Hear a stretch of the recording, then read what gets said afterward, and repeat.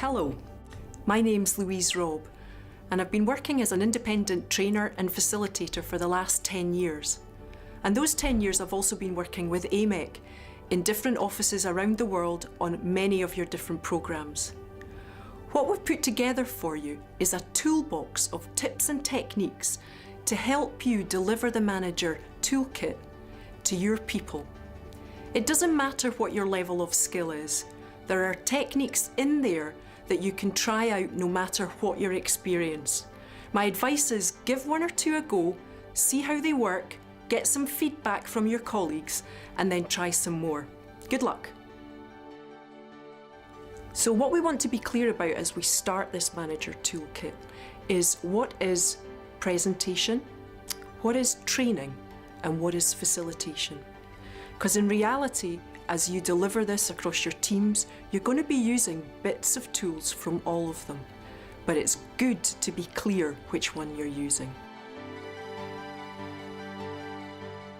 Well, presentation is usually where you have a bank of slides or something you particularly want people to understand in terms of some knowledge or some information. You tend to deliver it in one go, and you maybe ask the audience for some questions at the end. It's very much a tell piece of information, piece of training. Training, in the term that we understand it by, is where you want people to gain skills or more in-depth knowledge to be able to go away and do something different with it. For instance, the manager toolkit, that's mostly going to be training skills that you will use during that.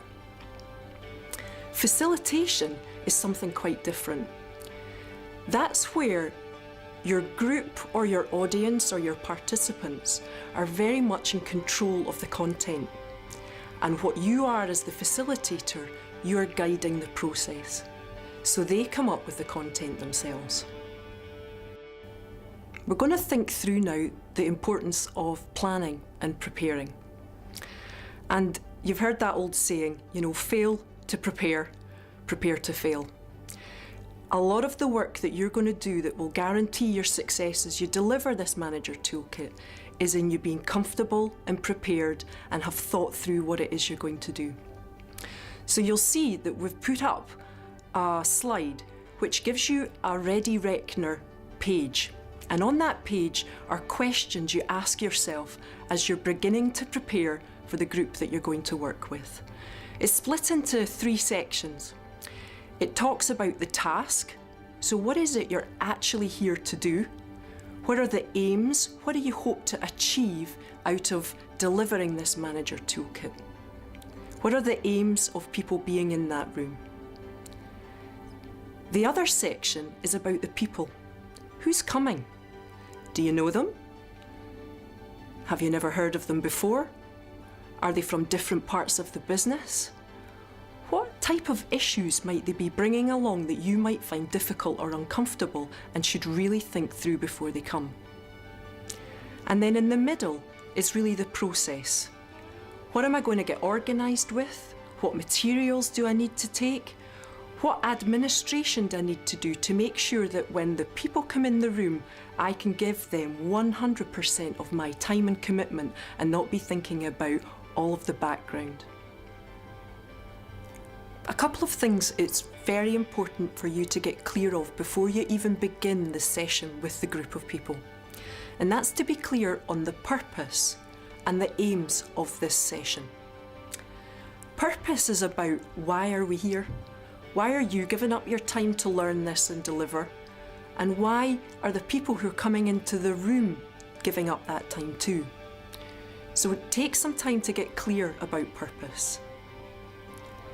The aim is what you hope to achieve at the end of this session. It could be that you want people walking out of the room making a commitment to AMEC and their colleagues to do something around the manager toolkit. So is that what you want as a clear aim? The other reason why purpose is very important is that once you get clear on it, you want to write it on a flip chart and have it on the wall the whole time while you work. And this is a training tool.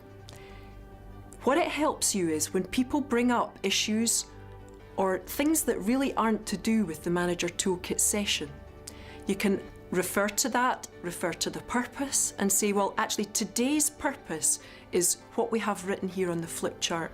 I hear the issue you have here. We're going to put it on the parking lot and we'll bring it up at the end, or we'll maybe have a meeting about that tomorrow or pass it to the relevant person. But for this moment, let's come back to today's agenda, which is the manager toolkit.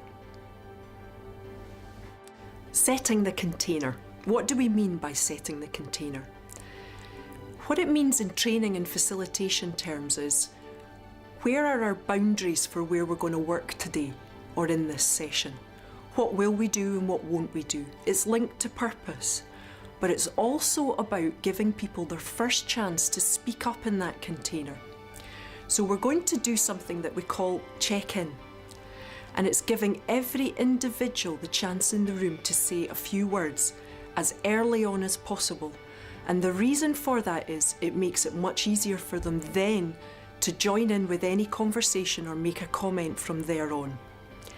One of the simplest ways to do it is to just ask a couple of questions and ask everyone in the room to take a minute or two to answer them.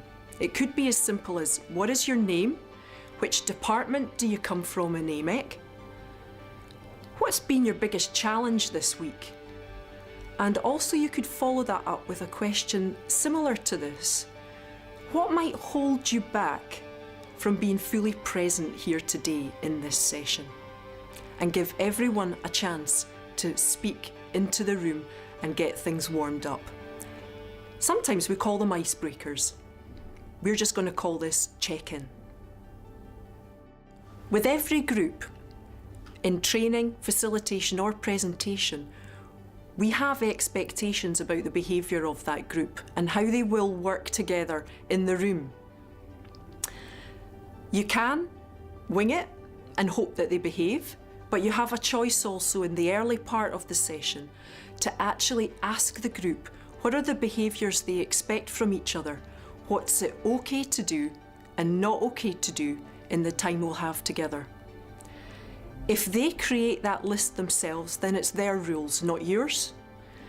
And then if any rule is broken or bent a little, then you can refer to the list that you've created on the flip chart and say to people, well, what was going on there?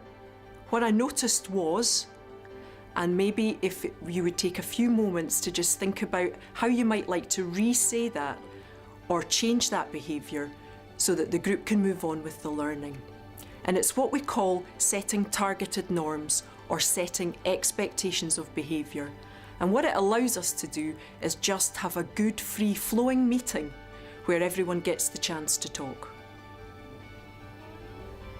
One thing to think about before you start is to make use of the whole room you're going to be working in.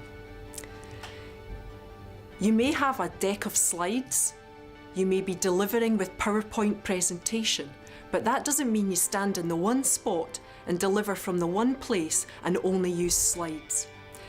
To keep people engaged, use the whole room. Walk around the whole room. Put flip charts up around the whole room. Use colour, bring books, bring post-its. Get people engaged with as much medium as you sensibly can in every session. 2.5 hours or 3 hours of slides is very tough for people to stay engaged with. So be innovative. You are innovative. Bring in and use the whole room and the whole space. Energy and pace are critical when you're delivering to any audience, be it to 2 or 3, to a group of 30, to a town hall of 100. And what we know and what science tells us is that participants are paying a lot of attention to your body language. And science has actually measured this, and it can be up to 55% of the message they're getting from what you deliver is coming from the way you portray it through your body language, through your facial expression. 35 to 38 is through your tone of voice. Are you animated? Can you volume up? Can you volume down? Can you change the tone and the intonation of the way your voice comes over? That has a huge importance too. The words are a very small part because they will switch off and cease to listen to them if your body language and your tone has fallen off. So what's important is shoulders back and down, Using your face, using your tone, keeping the volume up and varied, all of this makes a difference to how people will engage and learn and take part in the work that you're trying to give there in this manager toolkit.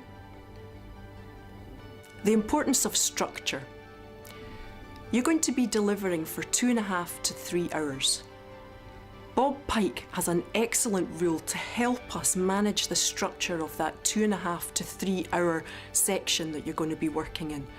It's applicable in that time frame, but it's also applicable if you've got a day of training to do, days of training to do, weeks of training to do. It's called the 90-20 8-minute rule. Every 90 minutes, he said, you must stop for a break, let people let fluid out and take some fluid in. It's just a basic human need. And if you don't, what you're going to do is have people thinking about their own physical needs as opposed to the learning that they're doing at that time. Every 20 minutes, you want to change the activity and allow people to move. It can be as simple as switching off the slides and starting an activity where they have a discussion together, or where they are maybe getting up to the flip chart to talk through some issues together for 5 minutes. Or maybe they're switching tables to go and have a conversation with someone else. But be aware that every 20 minutes you need to be changing the activity or the way that people are looking at their learning in order to keep them captured. Every 8 minutes you need to change the pace. By that we mean that you need to do something which engages a different type of learner. If you've been speaking to the slides on the screen for 8 minutes, you want to stop and think about asking a question that engages the audience, engages the learner in their own learning. You can also do this by changing the pace of your voice. You can also do this by asking questions. You can also do this by just getting them to ask a question of each other or talk something through simply on the table together. But every 8 minutes, in order to keep maximum learning and maximum engagement, you need to change what you're doing and change the pace.